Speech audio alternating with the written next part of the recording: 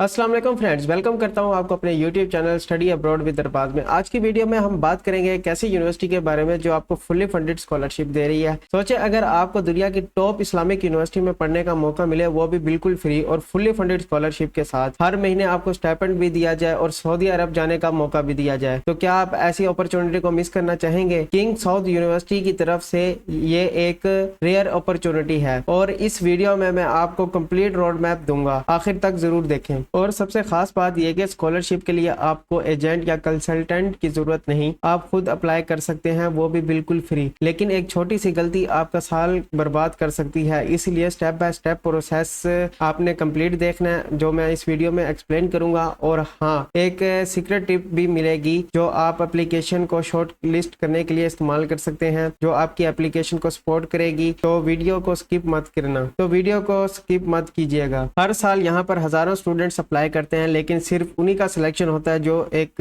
Secret तरीका इस्तेमाल करते हैं अप्लाई करने से पहले। तो आप भी उनमें से हो सकते हैं अगर आप मेरे चैनल को सब्सक्राइब करेंगे और बेल आइकन को लाजमी दबाएंगे, ताकि आप लेटेस्ट अपॉर्चुनिटी को मिस ना करें, और वीडियो को एंड तक देखेंगे तो ही आप इसके अंदर अप्लाई कर सकेंगे स्टेप बाय स्टेप। और इसके अंदर जो एडिशनल तरीका है कि कैसे अपनी प्रोफाइल को स्ट्रॉन्ग करना है, उसके बारे में भी अभी डिटेल से बात करेंगे। जी तो फ्रेंड्स, चलते हैं अपनी वीडियो की तरफ और देखते हैं इसके अंदर कैसे अप्लाई करना है और इसका क्या एलिजिबिलिटी क्राइटेरिया और जो इसके अंदर स्कॉलरशिप ऑफर हो रही है उसके क्या बेनिफिट्स हैं। तो इसके अंदर जो आपको अबाउट में लिखा हुआ नजर आ रहा है, इसके अंदर ये है कि एक फ्रेमवर्क है सऊदी विजन 2030, जिसके मुताबिक यहाँ पर जो है स्टूडेंट्स को अट्रैक्ट किया जा रहा है, और इसका मकसद यही है कि टैलेंटेड स्टूडेंट्स को सऊदी अरब की तरफ अट्रैक्ट करना। तो ये एक प्रोग्राम है जिसमें आपको रिसर्च के लिए जो बेनिफिट्स यहाँ पर दिए जा रहे हैं, आपको मौका दिया जाएगा यहाँ पर रिसर्च करने का। ये बेसिकली PhD वालों के लिए ऑफर हो रही है, और यहाँ पर अभी मास्टर और बैचलर वालों के लिए कोई प्रोग्राम ओपन नहीं हुआ, ये वीडियो सिर्फ PhD वालों के लिए है। इसके बाद चलते हैं एलिजिबिलिटी क्राइटेरिया, इसके अंदर अप्लाई करने का क्या है। तो इस वेबसाइट का लिंक जो है मैं आपको डिस्क्रिप्शन में दे दूंगा, आपने वहां पर विजिट करना है और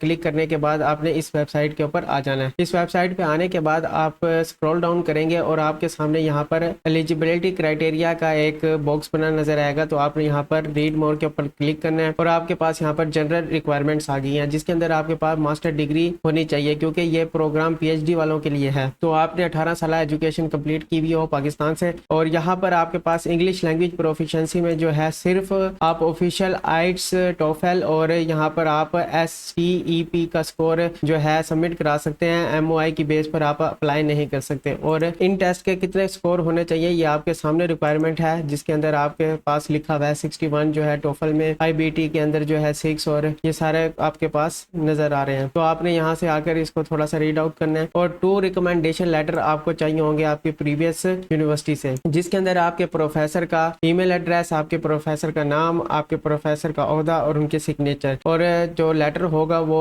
ऑफिशियल यूनिवर्सिटी से होना चाहिए। तो आपने इस चीज का ख्याल करना है, और उनका फोन नंबर भी मेंशन हो। और इसके अंदर जो है आपको CV रिक्वायर्ड होगी, जो कि यूरोपास में आपने बनानी है। और यूरोपास में बनाने के बाद आपके पास यहाँ पर लिखा हुआ है कि पब्लिकेशन आपके पास होनी चाहिए। ये एक इम्पोर्टेंट बात है कि अगर आपने पब्लिकेशन की भी है तो आप इसके अंदर लाजमी मेंशन करें, तो ये आपकी प्रोफाइल को स्ट्रॉन्ग करेगा। और स्टेटमेंट पर्पज में जो है ना, SOP में आपने जो बयान करना है वो इस तरीके से बयान करना है कि पढ़ने वाला जो है आपको ही सिलेक्ट करे। इस तरीके से आपने स्टेटमेंट ऑफ पर्पज लिखना है जिस प्रोग्राम में आप अप्लाई कर रहे हैं। तो एक और टेस्ट होता है GRE जनरल टेस्ट। तो आपके पास जो है यहाँ पर ये मैंडेटरी नहीं है, लेकिन बट नॉट रिक्वायर्ड लिखा हुआ है, लेकिन अगर आपके पास है तो आपकी एप्लीकेशन मजीद स्ट्रॉन्ग हो जाएगी। उसके बाद पर्सनल इंटरव्यू में भी रिक्वायर्ड, वर्चुअल और इन पर्सन। तो ये आपके पास लिखा हुआ है कि ऑनलाइन भी हो सकता है, तो आप इस चीज का भी ख्याल रखना। ये था इसका सिंपल सा एलिजिबिलिटी क्राइटेरिया। जी तो फ्रेंड्स, अब बात करते हैं study subject and application deadlines के बारे में। तो आपके पास यहाँ पर जो जो PhD के प्रोग्राम जो है ऑफर हो रहे हैं उनकी फील्ड्स ये लिखी हुई हैं, कंप्यूटर साइंस, इंजीनियरिंग, उसके बाद आपके पास यहाँ पर बेसिक एंड अप्लाइड साइंस और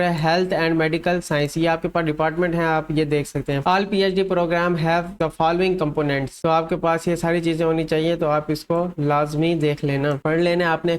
अच्छा, आप बात करते हैं डेडलाइन के बारे में। एप्लीकेशन डेडलाइन आपके पास लिखी हुई है कि मंडे मार्च 24 से ये स्टार्ट है 2025 से, और ये जो रहेगी एप्लीकेशन वो मई 15 2025 तक ये एप्लीकेशन रहेगी। तो ये इसकी डेडलाइन है, तो आपने इस चीज़ को लाजमी देखना है। आपके पास अभी काफ़ी टाइम है, लेकिन आप इसके अंदर as soon as possible apply करें। और यहाँ पर इनकी वेबसाइट पर लिखा हुआ है कि आपकी एप्लीकेशन को फर्स्ट कम्स फर्स्ट सर्व के ऊपर नहीं देखा जाएगा, कि ये नहीं है कि अगर आपने इसके अंदर पहले अप्लाई किया आपके चांस जो हैं वो ज़्यादा हो जाएंगे इसके अंदर। ऐसा नहीं है, जब तक सारी एप्लीकेशन आ नहीं जाएंगे उसके बाद ये एवेल्यूएशन का प्रोसेस जो है स्टार्ट करेंगे। कि अगर आखिरी दिन भी इसके अंदर अप्लाई करते हैं तब ऐसे होगा जैसे आपने पहले दिन अप्लाई किया, तो इस चीज़ को आपने देख लेना है। स्कॉलरशिप बेनिफिट्स के बारे में बात की जाए, all full time students will be granted the following benefits under the initiative which provide support throughout their PhD studies for 3 years. यानी कि यहाँ पर जो ड्यूरेशन है पीएचडी का वो 3 साल का है। और दीज बेनिफिट्स इंक्लूड, यहाँ पर बेनिफिट जो शामिल हैं वो ये है, फुल ट्यूशन फीस सपोर्ट की जाएगी आपकी, यानी कि आपको यहाँ पर 1 रुपया भी ट्यूशन फीस की मद में नहीं देना। और monthly living allowance total of इनकी करेंसी में बनता है 54,000, जो कि यूएसडी डॉलर में कन्वर्ट किया जाए एनुअली तो ये बनता है 14,400 यूएसडी। तो अगर इसको कन्वर्ट किया जाए आज के रेट के मुताबिक तो ये बनता है 40,40,640 रुपीज, जो कि एक बहुत हैवी अमाउंट है किसी भी स्टूडेंट के लिए, जो आपको एनुअली दी जाएगी। इस अमाउंट को अगर 3 से ज़रब दिया जाए तो आपके सामने आपको आपका रिजल्ट मिल जाएगा। 3 साल के लिए आपको ये यूनिवर्सिटी इतना स्कॉलरशिप स्टाइपेंड की मद में दे रही है। तो यहाँ पर बात की जाए comprehensive health coverage at the university hospital, यहाँ पर अगर इन केस अल्लाह ना करे आपको कोई इशू होता है हेल्थ के रिलेटेड तो आपकी जो हेल्थ इंश्योरेंस है वो कवर की जाएगी। टोटली तौर पर आपको किसी भी किस्म का खर्चा नहीं करना पड़ेगा, अपनी हेल्थ के रिलेटेड सारे मसाइल जो हैं ये यूनिवर्सिटी का हॉस्पिटल जो है वो आपके हल करेगा। और relocation support for students from outside Riyadh, अगर आप रियाद से आउटसाइड हैं तो आपको इसका अलग से सपोर्ट किया जाएगा। Part time work opportunity might be available, अगर आप टैलेंटेड हैं और आपको काम करना आता है अपनी फील्ड के रिलेटेड तो आप यहाँ पर पार्ट टाइम जॉब भी आसानी से अवेल कर सकते हैं, जो कि इस अमाउंट के अलावा होगी। उसके बाद यहाँ पर लिखा हुआ है eligibility to work in KSA, यानी कि King Saud Arabia for up to 1 year after education, यानी कि अगर आप यहाँ से एजुकेशन यानी कि PhD अपनी मुकम्मल कर लेते हैं तो आपको 1 साल का टाइम दिया जाएगा। अगर आप यहाँ पर काम करना चाहते हैं तो आप यहाँ पर 1 साल के अंदर अंदर काम ढूंढकर अपने वीज़ा को फिर वर्क वीज़ा में कन्वर्ट कराकर यहाँ पर काम कर सकते हैं। मजीद ये कि आपको यहाँ पर FAQs दिए गए हैं हाउ टू अप्लाई के बारे में, और आपके यहाँ पे जितने भी क्वेश्चन हैं उनका यूनिवर्सिटी ने पहले से ही जवाब लिख कर रखा हुआ है, तो आप यहाँ से आकर पढ़ सकते हैं बजाय किसी और से पूछने के। तो आप थोड़ा सा खुद भी रिसर्च कर सकते हैं जी। तो फ्रेंड्स इसके बाद आपने करना है how to apply. How to apply के लिए आपने इसी वेबसाइट के थोड़ा सा ऊपर आना है। ऊपर आने के बाद, और इसका लिंक जो है मैंने डिस्क्रिप्शन में दिया हुआ है तो आप वहां से देख सकते हैं। तो आपने यहाँ पर अप्लाई नाउ के ऊपर क्लिक करना है। अप्लाई नाउ के ऊपर क्लिक करने के बाद आपके सामने ये वेबसाइट ओपन होगी है। ये वेबसाइट जैसे ही ओपन होगी ये एक पोर्टल है इसके अंदर अप्लाई करने का, जिसमें आपको लॉगिन डिटेल्स मांग रहा है। तो आपके पास यहाँ पर अकाउंट नहीं है तो आपने यहाँ पर लॉगिन के साथ रजिस्ट्रेशन का एक टैब दिया गया है, उसके ऊपर आपने क्लिक करना है। उसके ऊपर क्लिक करने के बाद आपके सामने ये रजिस्ट्रेशन का एक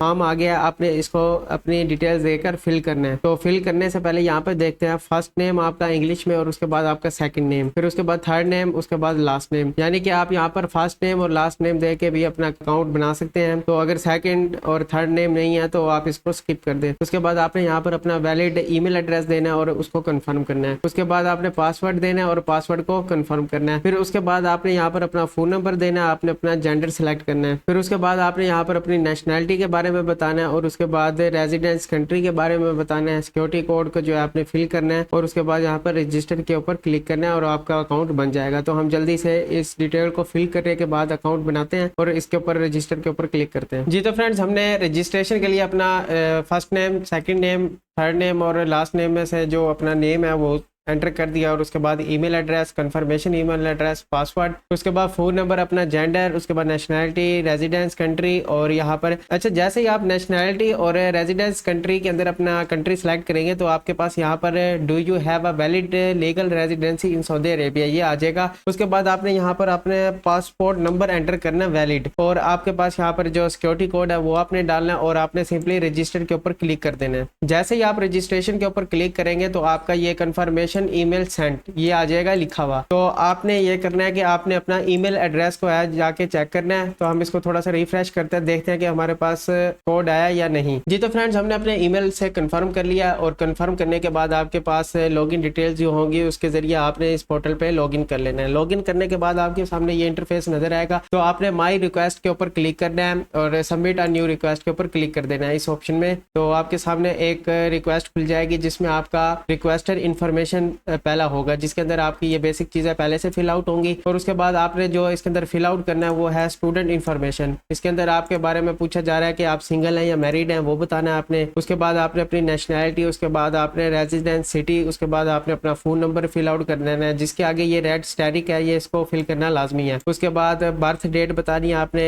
बर्थ कंट्री बतानी है, बर्थ सिटी बतानी है। अगर आप कोई स्पेशल नीड लेना चाहते हैं तो आप यहाँ से बता सकते हैं, अगर नहीं तो आप इसको ऐसे स्किप कर सकते हैं। उसके बाद आपका पासपोर्ट नंबर आएगा, उसके बाद पासपोर्ट कंट्री आएगा, उसके बाद पासपोर्ट स्टार्ट डेट यानी कि आपने कब बनवाया था और उसकी एंड डेट यानी कि उसकी एक्सपायरी। उसके बाद आपने यहाँ पर अपना पासपोर्ट कॉपी जो है वो अपलोड कर देनी है PDF फाइल में और साइज जो है 10 MB से ज्यादा नहीं होना चाहिए। उसके बाद जॉब स्टेटस के बारे में आपने बताना है कि यहाँ पर आपकी प्राइवेट है, गवर्नमेंट है या नॉट वर्किंग अभी स्टूडेंट है। तो आपने यहाँ पर अपना एड्रेस के बारे में बताना है, एरिया, उसके बाद नेबरहुड, उसके बाद स्ट्रीट, उसके बाद पोस्ट ऑफिस बॉक्स के बारे में बताना है और पोस्टल कोड के बताना है। पोस्टल कोड का ये है कि आपका जो सिटी होगा आपने गूगल पर सिंपली जाना है और पोस्टल कोड आगे लिख देना है, सिटी का नाम लिख के। तो आपके सामने पोस्टल कोड आएगा, वो होता है यूजुअली नंबर्स में, तो आपने नंबर्स फिल आउट कर देने हैं। उसके बाद आपके पास ये जो डाटा आ रहा है यहाँ पर आपका इमरजेंसी कॉन्टैक्ट आ रहा है। तो आपने इसके अंदर ये बताना है कि अगर इन केस आपको कोई इमरजेंसी हो जाती है आपके साथ, अल्लाह ना करे, तो फिर आपको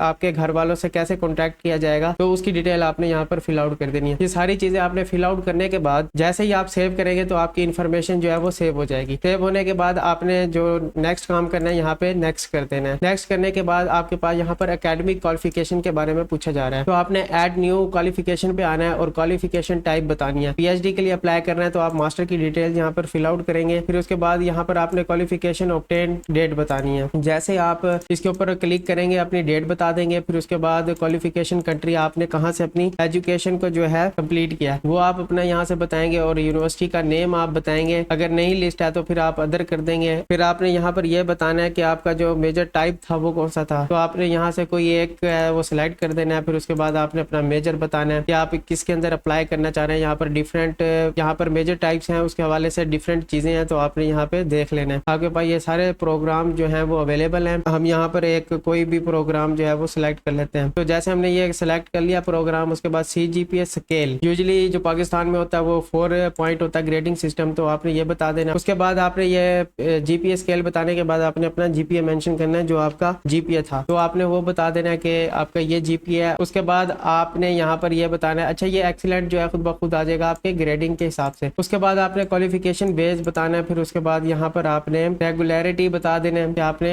किस तरीके से करा है। इसके बाद यहाँ पर अटैचमेंट्स हैं, तो आपने यहाँ पर अटैचमेंट्स को फिल आउट करना है। तो मैं जल्दी से अपनी अटैचमेंट को यहाँ पर फिल आउट कर देता हूँ। यहाँ पर मास्टर डिग्री सर्टिफिकेट, उसके बाद मास्टर डिग्री ट्रांसक्रिप्ट, उसके बाद CV पब्लिकेशन, फिर उसके बाद यहाँ पर स्टेटमेंट ऑफ पर्पस, ये आपने चीजें यहाँ पर अपलोड करनी है और फाइल साइज जो है वो 10 MB से ज्यादा का नहीं होना चाहिए। जी तो फ्रेंड्स, मैंने अपनी अटैचमेंट को अपलोड कर दिया और यहाँ पे सेव कर दिया। मैं आपको दिखाता हूँ एडिट पे क्लिक करने के बाद अगर आपकी कोई यहाँ पे कोई मिस्टेक हो गई है तो आप एडिट से यहाँ पे चेंज भी कर सकते हैं। तो ये मैंने अपने PDF जो है अपने सारे रिक्वायर्ड डॉक्यूमेंट्स इसके अंदर अपलोड करते हैं और यहाँ से सेव कर दिया। सेव करने के बाद आपने यहाँ पर सिंपली नेक्स्ट करना है। जी तो फ्रेंड्स, उसके बाद आपने यहाँ पर अपने प्रेफर्ड प्रोग्राम के अंदर आना है। तो आपके पास यहाँ पर एक लिस्ट होगी, प्रोग्राम को सिलेक्ट कर लिया लेकिन यहाँ पर पोर्टल पर लिखा हुआ है कि आप रीसबमिट नहीं कर सकते, तो उसके लिए मैं आपको वो लिस्ट नहीं दिखा सका। इसमें आपको डिफरेंट प्रोग्राम ऑफर हो रहे होंगे, आपने सिंपली उसको सिलेक्ट कर लेना है। तो आपके सामने ऐसे आ जाएगा। तो आपने इसको सेलेक्ट करने के बाद यहाँ से नेक्स्ट करना है। नेक्स्ट करने के बाद आपके पास यहाँ पर प्रोग्राम रिक्वायरमेंट्स आ रही है, आपने इसको पढ़ लेना है। यहाँ पर अप्लाई करने के लिए आपके पास 3.75 आउट ऑफ 5 CGP होना चाहिए और इक्विवेलेंट। उसके बाद आपके पास आइट्स का स्कोर होना चाहिए 6। क्वांटिटेटिव सेक्शन में आपके पास 75 होना चाहिए स्कोर और उसके बाद आपके पास जनरल एप्टीट्यूड टेस्ट में 144 होना चाहिए और क्वालिटेटिव सेशन में आपके पास GRE टेस्ट होना चाहिए, उसका score of at least 65 in general aptitude test. तो आपके पास एटलीस्ट 265 होना चाहिए GRE में। तो आपने इस रिक्वायरमेंट को पढ़ लेना है और इसको ऐसे नेक्स्ट करना है। नेक्स्ट करने के बाद आपके पास यहाँ पर इंग्लिश के एग्जाम के बारे में पूछा जा रहा है। तो आपने यहाँ से जो आपका टेस्ट होगा आपने आपने यहाँ से सेलेक्ट कर लेना है। सेलेक्ट करने के बाद हमने आइट्स को सिलेक्ट किया और एग्जाम डिग्री जो है वो हमने यहाँ पर बैंड बताना है, तो मैंने 7 लिख दिया। और यहाँ पर please upload language exam certificate, तो आपने आइट्स का सर्टिफिकेट जो है वो अपलोड कर देना है और यहाँ से आप हाथ के साथ सेव करते जाना है। सेव करने के बाद आपके पास यहाँ पर नेक्स्ट जो ऑप्शन आएगा यहाँ पर एडिशनल रिक्वायरमेंट के बारे में, वो आपने यहाँ पर पुट करते जाना है अपने स्कोर्स वगैरह। फिर उसके बाद आपके पास यहाँ पर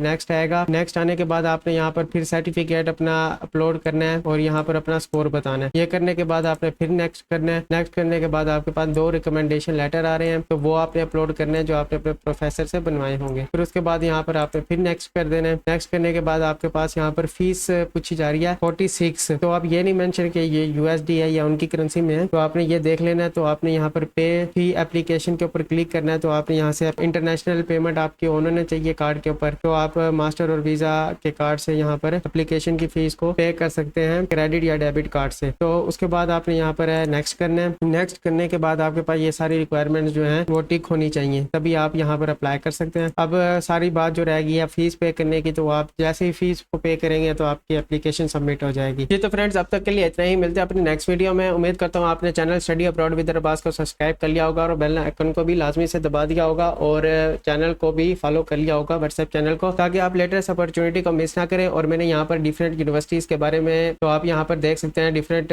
वीडियो जो है अपलोड हुई हैं। तो आप इन सब यूनिवर्सिटीज़ के अंदर एप्लीकेशन ओपन है, तो आपने यहाँ पर आकर इन तमाम वीडियोस को लाजमी देखना है और अपने रिलेटेड फील्ड्स के प्रोग्राम के अंदर अप्लाई करना है। बाज़ औक़ात ऐसा होता है हम वीडियो अपलोड करते हैं और आपका वो प्रोग्राम ऑफर नहीं हो रहा होता, तो आपने चैनल के अंदर आकर डिफरेंट यूनिवर्सिटीज़ को एक्सप्लोर करना होता है खुद से। जहाँ आपका प्रोग्राम ऑफर हो रहा है उसी यूनिवर्सिटी के अंदर अप्लाई करें। और ये बात याद रखें कि आपने एक ही यूनिवर्सिटी के अंदर अप्लाई नहीं करना, आपने डिफरेंट यूनिवर्सिटीज़ के अंदर अप्लाई करना है ताकि आपके सिलेक्शन के चांस ज़्यादा हो सके। तो मिलते हैं अपनी नेक्स्ट वीडियो में, तब तक के लिए अल्लाह हाफिज़, अपना ख्याल रखिएगा।